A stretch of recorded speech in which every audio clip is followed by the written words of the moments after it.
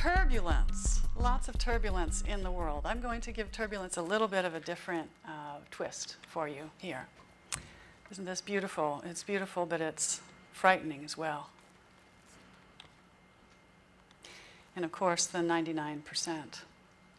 This is taken from a march in Minneapolis, but of course they're occurring all over the world. Jimmy Carter is my favorite president.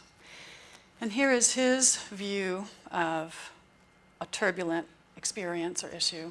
The experience of democracy is like the experience of life itself, always changing, infinite in its variety, sometimes turbulent, and all the more valuable for having been tested by adversity. We could see turbulence as a scary thing. We could see turbulence as something that is distant from us, something that affects other people. We could see turbulence as something that is not beneficial. Or we could flip that on its head, right, and see it in a different way. So that's what I'd like to do by the end of this talk, is give you some perspectives on how we could do that. Turbulence is a tension. We can define it in many different ways. Here we have a tugboat pulling an enormous freighter. A tension between two things: access and incentives. Remember, I'm pharmaceutical, right? So I'm focusing on medicines, right? Corporations, and then access and nonprofits. So a tension between access for those in particular who have the greatest inequities and disparities, and incentives for those who run the system, who make the new medicines, right? Produce them, market them, get them out there. So that tension is what we're addressing. Here's something that's a bit provocative, I hope, for you. This duality that we live in the United States at this time. And this will change, but I think it will change sooner if we push it. We have the duality in our business world of having two business models to choose from. We have for-profit and we have not-for-profit. It's a shame we don't have more in the middle. We do in some states. I don't know if Washington State has any of the new hybrid business models. But a lot of states are bringing them forward. We need the IRS to adopt them.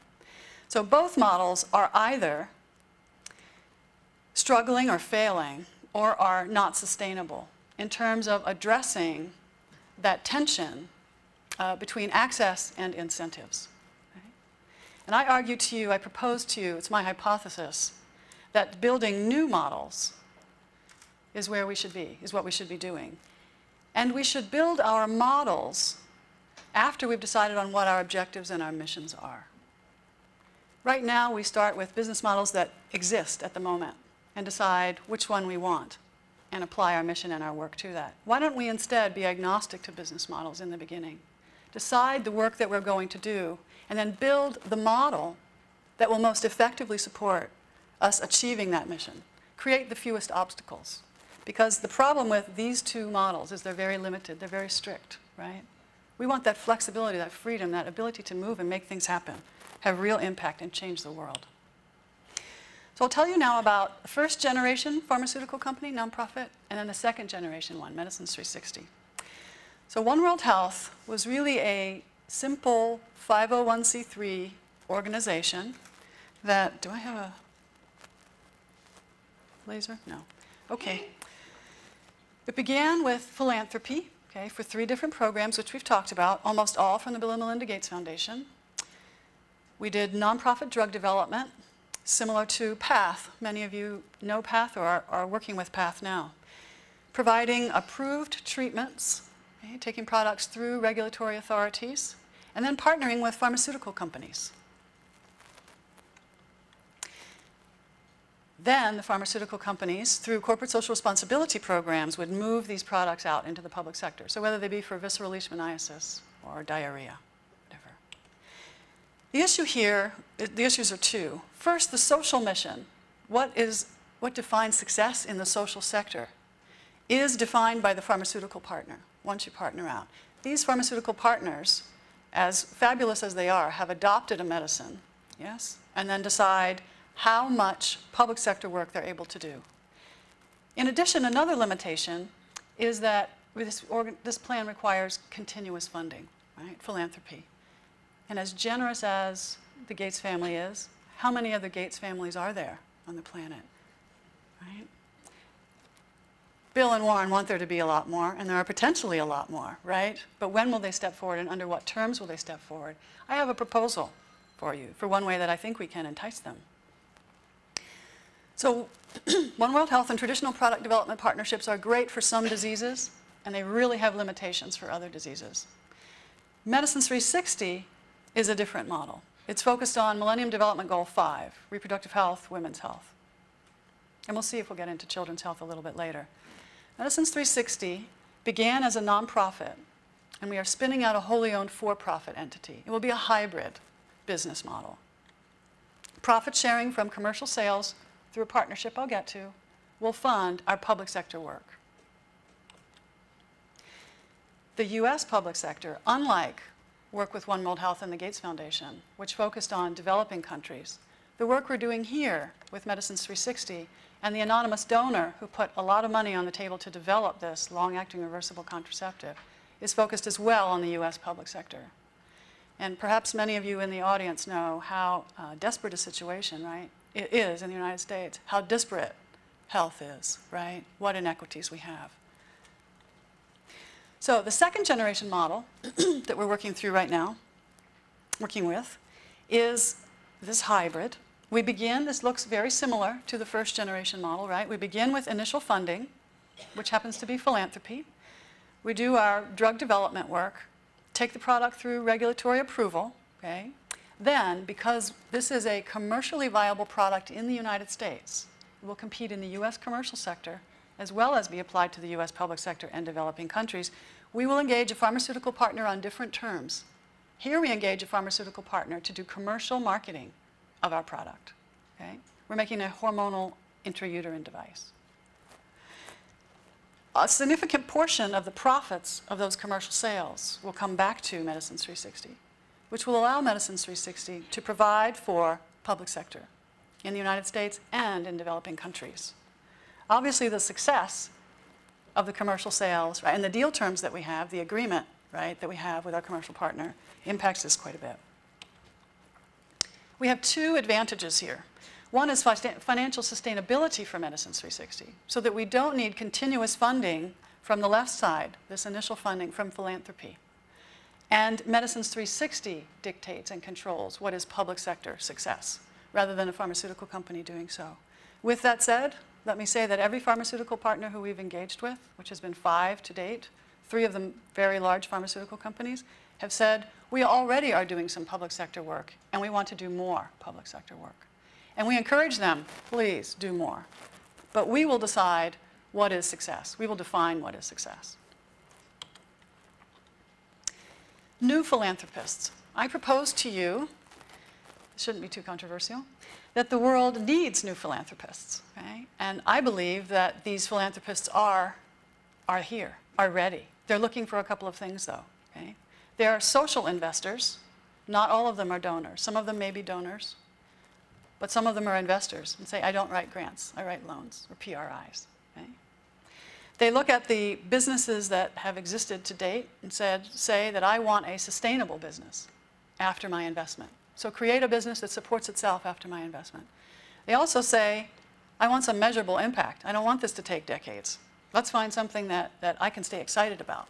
Right? Short horizons. Isn't this beautiful? This I want to symbolize a little bit of a different way to view turbulence. Right?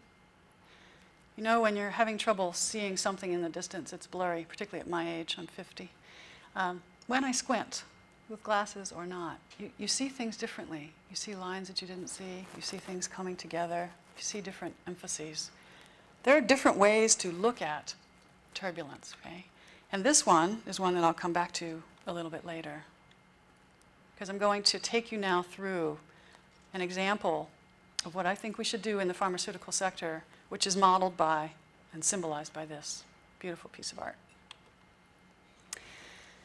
Many of you here are aware of the significant work around the world in neglected disease neglected tropical diseases in particular, many organizations and partnerships, and I apologize if I don't have your names on here. We created this about 5 years ago. Many rare or orphan disease organizations in the United States as well. Many of them started by one family, having one family member, right, that's affected by a disease. Just incredible. And all of us are doing the same thing. We're all developing medicines, treatments, therapies, diagnostics, markers even, biomarkers, for diseases that are not highly profitable, therefore not pursued. This is a lot of effort, and we're all running in parallel. And then there's the newcomer to the stage. Have you read about drug shortages in the United States?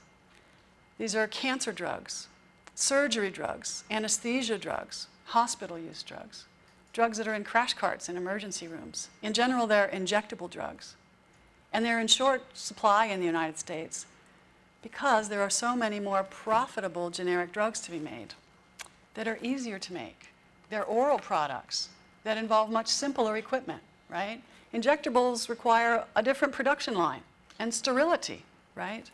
If you can make very profitable generic Lipitor, right, you should go and do that as a for-profit company. But what about all of the less profitable medicines that are in short supply now in the world? Americans have experienced this before, but to read it in the New York Times, this man is at risk of death because although the medicine that he needs for his cancer is available and he's had it before, he cannot have it right now. He is at risk of death. He could die because he can't get his medicine. Isn't that what people all around the world, people in developing countries, have been saying for decades? So here's an opportunity for Americans to sympathize, understand, people who are not like you working in international development and global health, right? To understand the plight of many, many people on the planet. It's affecting Americans too. It's time to bring forward a social benefit pharmaceutical sector, okay? With all of these individual initiatives that are moving forward, coming together, I propose is what we need to do. Neglected diseases, rare and orphan diseases, these off-patent injectables.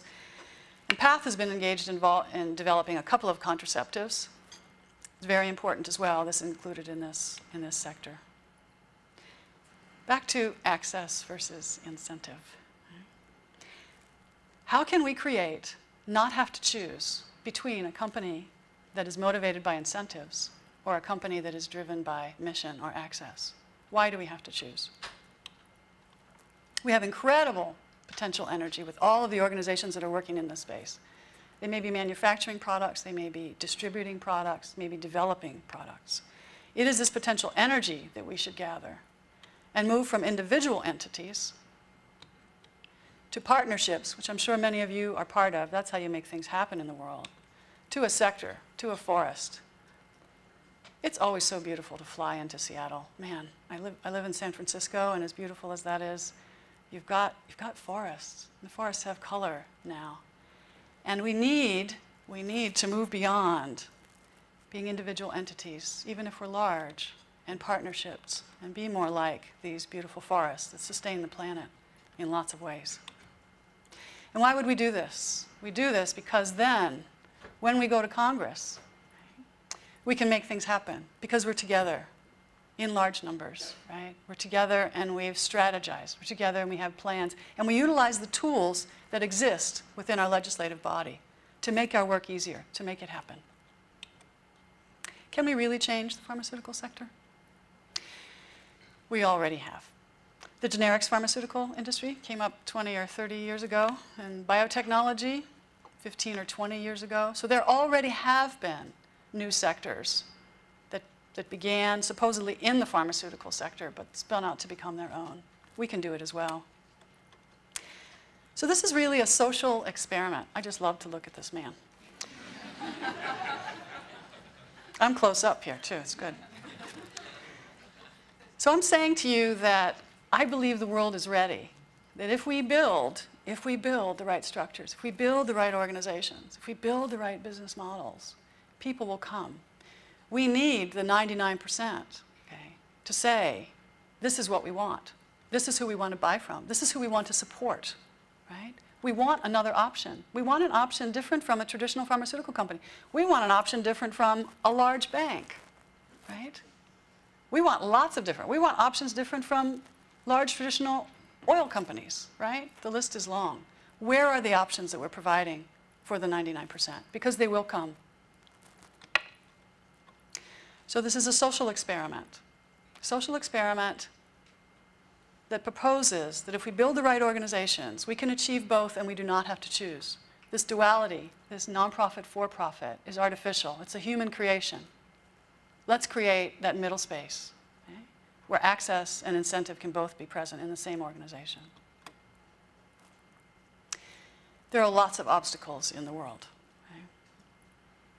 Okay?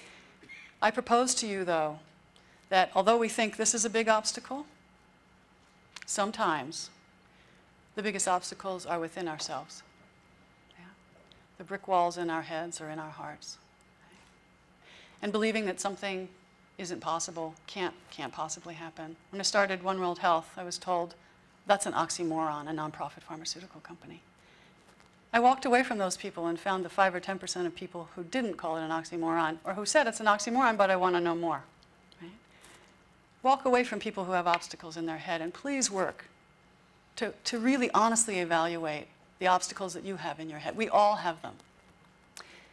You may have obstacles as simple as a belief in how much time something will take to happen. How much time is required. Arab Spring should teach us that time is incredible and that time can't be predicted, that miracles can happen in a very short time. Arab Spring teaches us many things, but one of them was how fast something can happen when the entire community wants it. Finishing up now. Turbulence is a life force. It is opportunity. It's with us whether we want to see it or not, in other words, right? But let's try to see it as positive. Let's love turbulence and use it for change, as the world is doing now, right? And the planet is doing. So, back to chaos. Let's see it instead. Let's peer through it, peer deeply into it. Let's study it. Let's meditate on it and see that it's not just chaos, just as chaos theory isn't. It's much more elegant. It's organized flow. And really, really, it's a change in consciousness. That's it. Thank you.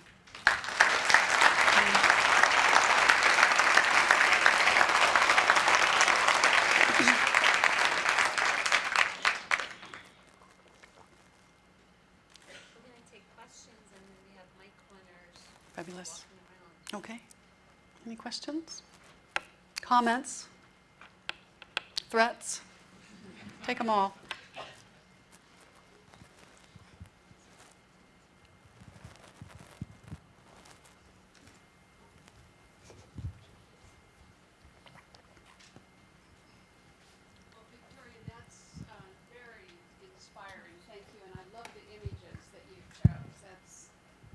Very incredible to see how your mind works that way. Can you give us an example, narrow in on one example of what you're doing, the process of that and where it's landing?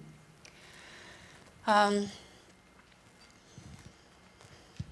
Medicines 360 is challenging the existing models, nonprofit, for-profit, and saying we can't do what we want to do, be sustainable and provide for everyone, okay, with those two models. We're going to be in that middle space. Okay? And what we're going to do within that middle space is the two things that we do in the outer business models. We're going to bring forward a commercial partner, as a biotechnology company would as it develops a medicine, and we're going to provide for public sector. And what we're counting on through our branding and communication and education work is that providers, healthcare providers, and people, normal citizens, consumers, will demand and value this business model, this way of approaching health, and prefer it, right?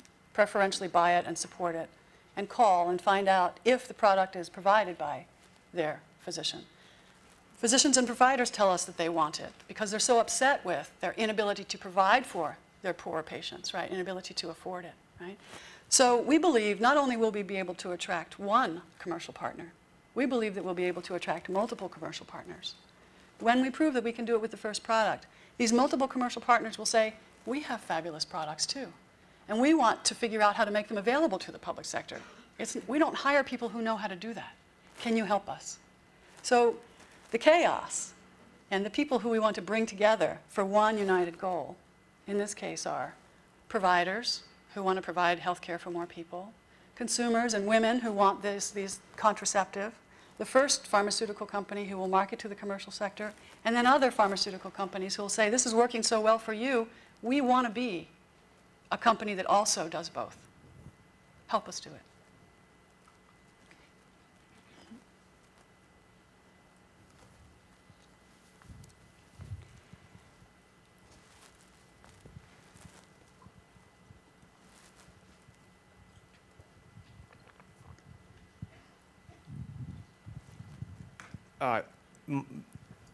This question is kind of small, where you've been dealing with the big picture, I know that.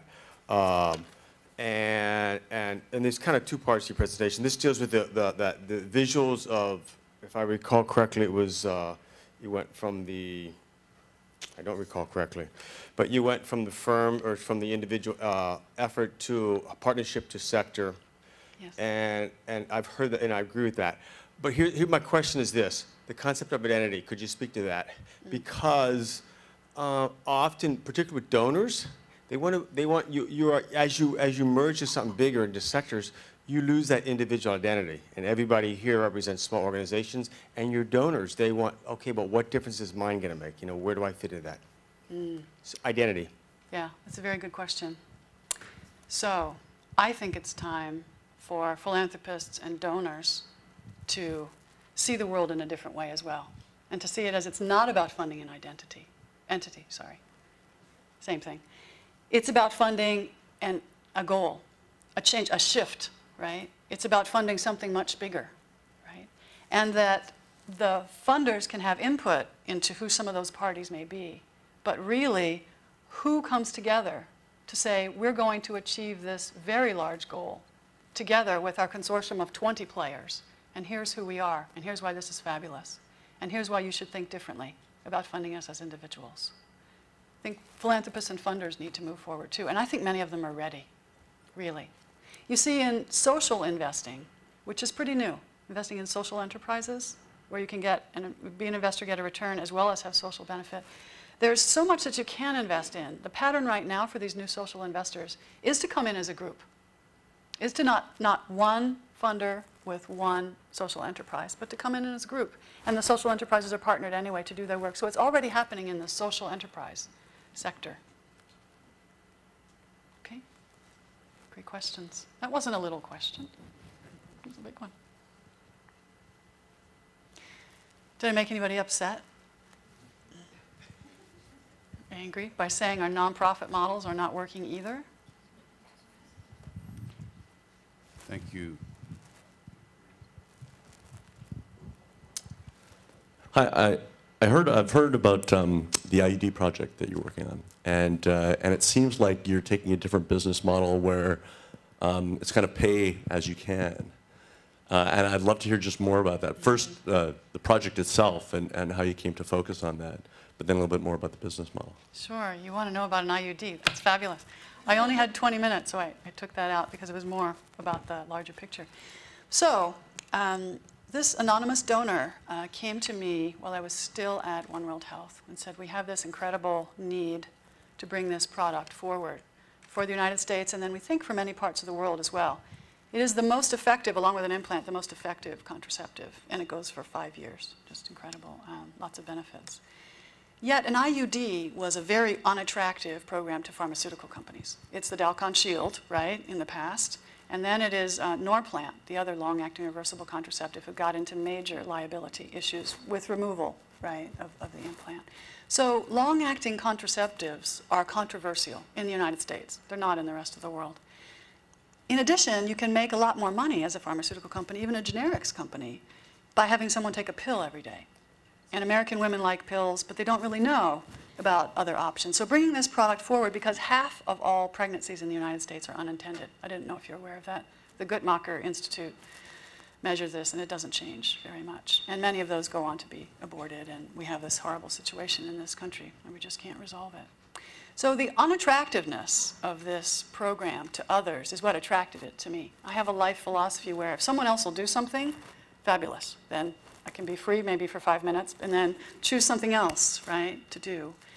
That was part of your question. What was the second part of your question? Second part was about the business model. The business model. How do you have some people pay in such a way that other people can get it Right. subsidized, Yeah. it sounds like.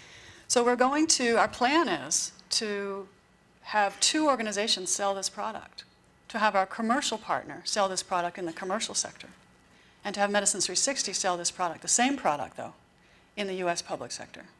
And here we have a situation where we have one branded product. We're not making a poor woman's IUD, right? We're making one IUD, and we're selling it through 2 different organizations, therefore 2 different prices. Now what exists in the United States, unfortunately, is what about the women in the middle?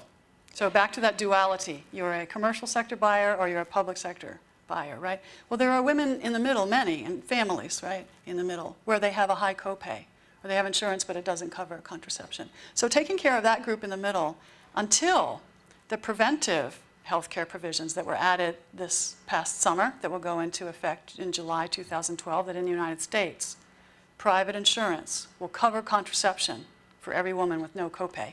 Until that no copay provision comes in, we need to cover those women. And we'll look case by case. We'll try to obtain whatever insurance coverage they have. Some of them will have no insurance coverage, and we'll get the low, low price product. Yeah. We can talk more after if you'd like. Dr. Hale. Dr. Hale, thank you for your excellent presentation.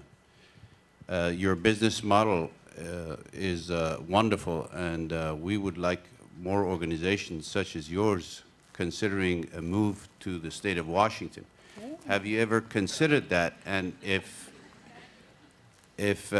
so, what would be some of the barriers that you can think of that has inhibited you from coming to the state, considering most of your funding is from the Gates Foundation? Thank you. That's a very good question.